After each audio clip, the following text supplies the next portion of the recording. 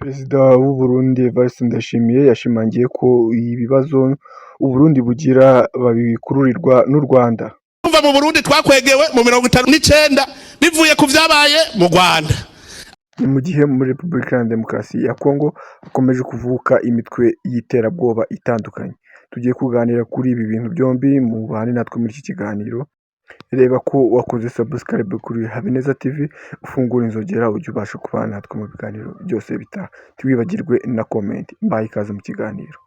Perezida w'u Burundi Ndayishimiye yashize amanga aho yari ari mu ruhame rw'abantu avuga ko ibibazo byose baterwa babikuriwe n'u Rwanda. Dore ikiganiro kirambuye. Ikibazo rero cyagiye kuza mu 1996 kivuye he?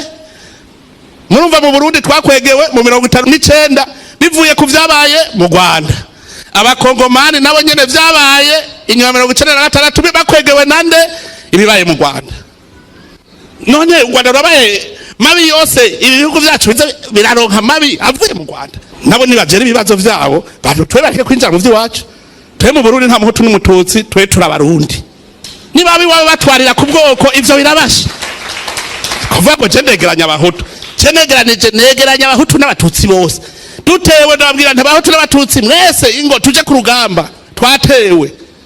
Niba batwarira ku bwoko ivyo ntibindabajewe n'igihugu cyabo.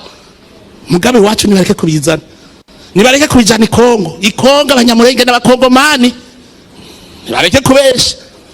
Byaje byose mu 1996 bivuye he kubibaye mu Rwanda. Natwe iwacu byaje mu 1959 bivuye he kubibaye mu Rwanda. None baguma dukwegera iminsi yose biraronka mabi avuye mu Rwanda. Nabo nibagera ibibazo vyabo batwe bareke kwinjira mu vy'iwacu. Ico kibazo rero cyagiye kuza mu 1996 ngiye kuraba ha Gikongo nsanga imbere ya 1996 nta kibazo cy'abahutu n'abatutsi cyarike. Umve mbega mvuga abahutu bavuga abatutsi nta kibazo cyari kihari. Abakongomani ivyo vy'abatutsi bavyumviyo kivuye he? Murumva mu Burundi twakwegewe mu 59 bivuye ku vyabaye mu Rwanda. Abakongomani nabo nyene vyabaye inyuma 1996 bakwegewe nande ibibaye mu Rwanda. Jewe ndafata indege ndagenda Kinshasa kubwira abakongomani yuko abanyamurenge atari abatutsi n'abakongomani bafise ubwoko bwabo bavuga ururimi rwabo. Reka kubesha mubabeshera. Barabaye politize. Bagiye kubishiramwe politike abanyamurenge baramye ari abakongomani nta kibazo cyari kihari imbere ya 1996. Narumvise avuga ngo urumva ngo ingabo ngo z'u Rwanda zirakomeye. Ndiyo mamutsi nanje ngabo mfise basha. Sha. Yo abari batsinga bo mfise. Bazimenye gute batayaga n'Imana ngo ibereke. Uburundi burarinzwe. Uburundi burarinzwe. Genda kubwira isi yakanuye ubu ntikibwira ku mabwire. Ubisi na isi gaje kwirabira. Ukuri kurateba mugago gateba kugatsi. Naho muri Repubulika ya Demokarasi ya Kongo hakomeje kuvuka imitwe y'iterabwoba. Dore umwe mu mutwe wavutse mu ino minsi n'indi myinshi itandukanye. Lubanga wayoboraga UPC/FPLC mu 2012 yakatiwe na ICC igifungo cy'imyaka 14 nyuma yo guhamwa n'icyaha cyo kwinjiza abana bari munsi y'imyaka 15 muri uyu mutwe witwaje intwaro no kubajyana ku rugamba. Nyuma rero yo gufungura leta ya RDC ya Kongo nayo yaramufunze, gusa iza kumufungura muri 2020 muri Werurwe mu kwa gatatu. Yagaragaje ko atigeze akora ibyaha yafungiwe, ahubwo yaharaniye amahoro mu ntara ya Ituri nihazwi cyane. Ubwo Lubanga yafungurwaga, Perezida Tshisekedi wa RDC yamwifashishije nk'umwe mu bamufashaga kugarura umutekano muri Ituri.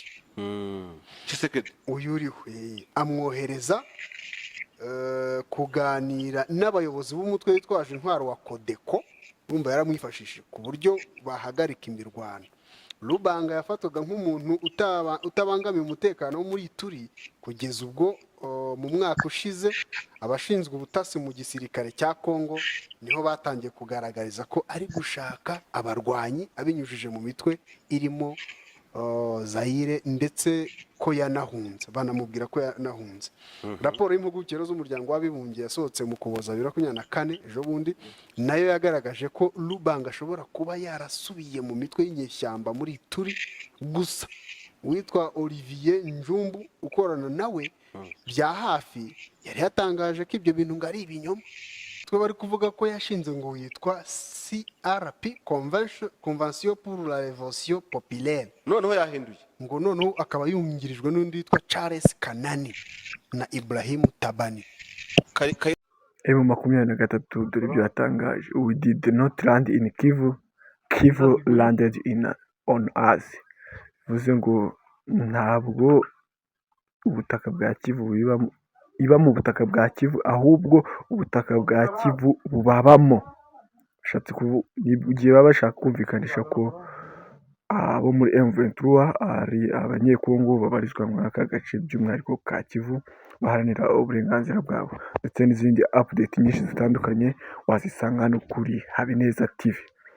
Kora subscribe, fungura inzogera kuri Habineza TV ujye ubasha kubana natwe. Wibuke like, share na comment. Murakoze cyane, turabakunda.